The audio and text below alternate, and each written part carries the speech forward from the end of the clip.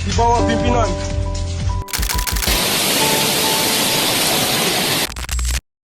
Selamat pagi pemirsa, saya Kristi Tore kembali hadir dalam Berita Lentera News menyampaikan informasi penting dari tanah air. Kontak senjata kembali pecah di wilayah Papua.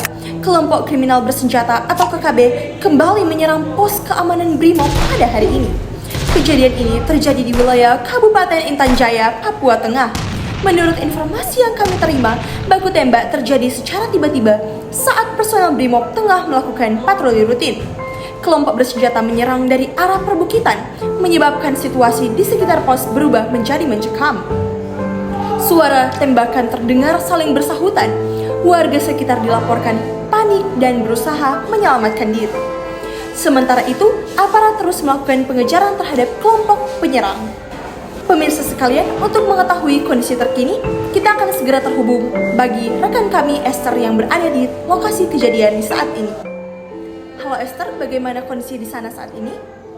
Ya, terima kasih rekan kami Jose. Saat ini suasana sudah mulai terkendali dan saat ini saya melaporkan langsung dari Kabupaten Puncak, Papua, tepatnya di sekitaran pos Brimob yang dimana tempat ini menjadi sasaran kelompok kriminal bersenjata atau KKB. Dalam penyerangan ini sejumlah orang menjadi korban termasuk yang meninggal dunia. Namun saat ini saya sudah bersama dengan 3 orang korban selamat, yang dimana di sini ada 2 orang warga sipil dan 1 anggota Brimob. Mereka ini adalah orang-orang yang berada di lokasi penyerangan tersebut dan akhirnya berhasil selamat. Permisi, dengan Bapak Ibu siapa? Saya nama Yasmin. Sapu nama Maria. Albert. Baik, Bapak Ibu sekalian, bisa diceritakan bagaimana peristiwa ini berlangsung?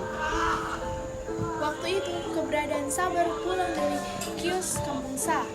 Saat itu saya keluar mendapi di pos di pinggir jalan baku dapat yang sapu tamang.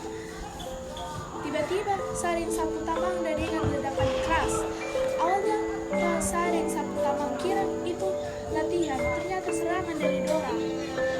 Jadi Bapak Ibu sekalian ini bersama-sama pada saat lokasi penyerangan itu? Ya, betul. Saya di sana saat itu. Begitu ledakannya terjadi, saya panik sekali. Saya langsung lari cari perlindungan.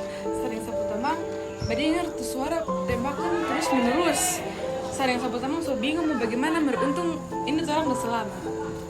Baik, untuk Bapak anggota Brimob, bagaimana kondisi saat Anda berada dalam pos? Bapak bisa diceritakan? Jadi pada saat itu saya dan rekan-rekan saya mendengar suara tembakan, lalu kami langsung ambil posisi di pos dan terjadi baku tembak dan ada 1 rekan saya yang tertembak di tempat. Baik, kami turut berduka atas korban-korban yang meninggal dan terima kasih atas kesaksian dan keberaniannya Bapak Ibu sekalian. Semoga segera pulih dan situasi di puncak kembali aman. Pemirsa, demikian wawancara eksklusif dari 3 orang korban selamat dari penyerangan KKB atau kelompok kriminal bersenjata. Mereka ini tadi adalah saksi-saksi dari penyerangan kelompok kriminal bersenjata yang dibebaskan sejumlah orang yang tak berdosa. Semoga kekerasan di tanah Papua segera berakhir. Dengan saya Esther melaporkan untuk Anda. Saya kembalikan ke presenter, silakan rekan saya Jose. Terima kasih atas laporan langsungnya Esther. Kami doakan agar seluruh aparat dan masyarakat di lokasi kejadian dalam keadaan yang aman. Pemirsa sekalian, setiap kali baku tembak terjadi, kita kembali diingatkan bahwa konflik di Papua bukan sekedar soal keamanan. Ini adalah luka panjang yang menyentuh banyak sisi sosial, budaya, hingga rasa keadilan masyarakat lokal. Karena itu, upaya mitigasi tak cukup hanya mengerahkan pasukan dan senjata.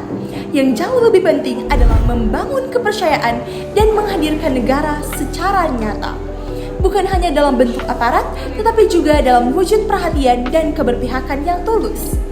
Negara pun perlu hadir dengan wajah yang lebih manusiawi.